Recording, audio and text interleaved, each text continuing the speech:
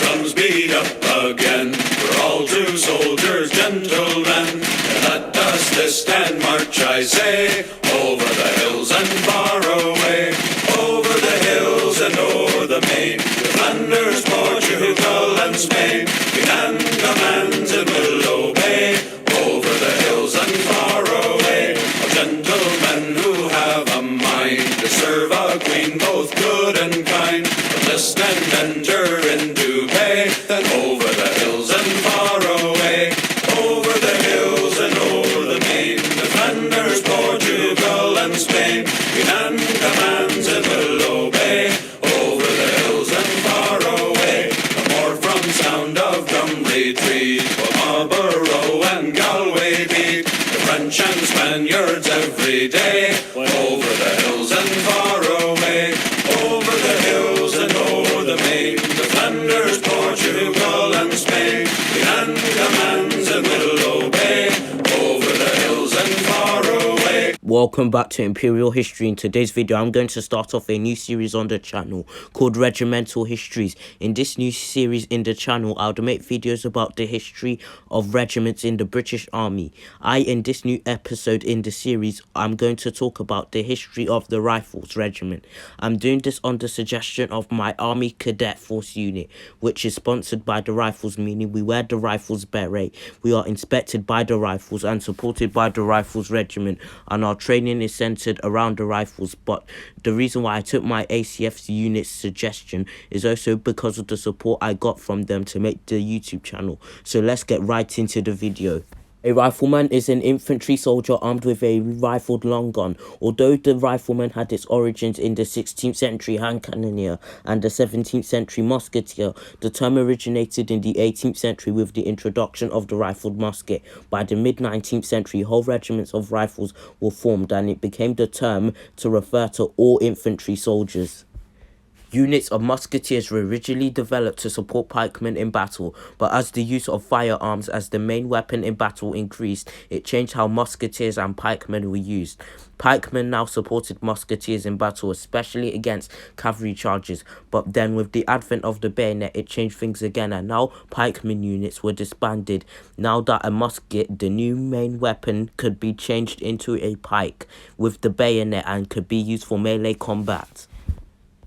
Smooth-bore weapons like the musket had always been recognized as inaccurate and can only be effective when mass volleys were fired, but although the smooth-bore barrels impeded the accuracy of the muskets, it had an advantage whilst reloading because of the looser fitting musket bore slid down the barrel quicker and easily, with the ramrod being used mainly to compress the power charge at the base of the barrel.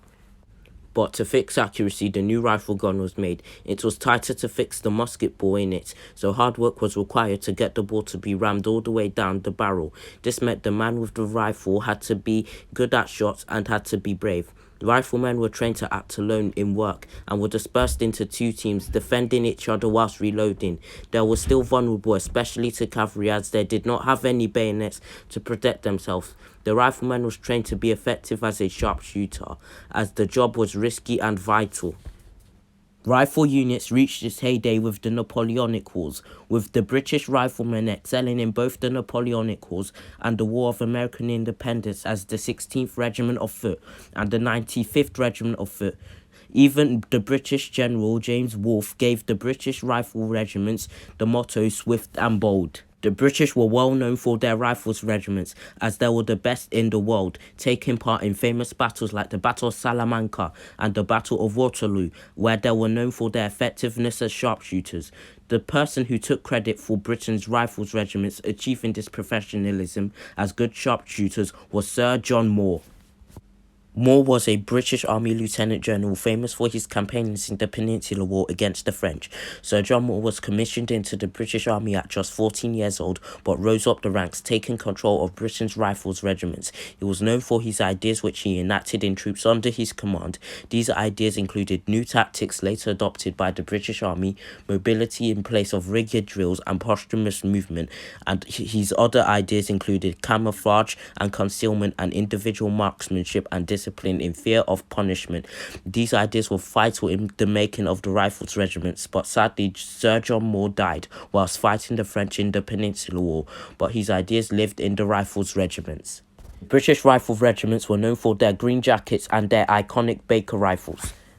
Rifle regiments in the British Army have fought in many of Britain's wars, from the wars in the 18th century and the Napoleonic Wars of the early 19th century to Britain's imperial wars in the Victorian period to the World Wars and to modern wars involving Britain, including the recent Iraq and Afghanistan wars.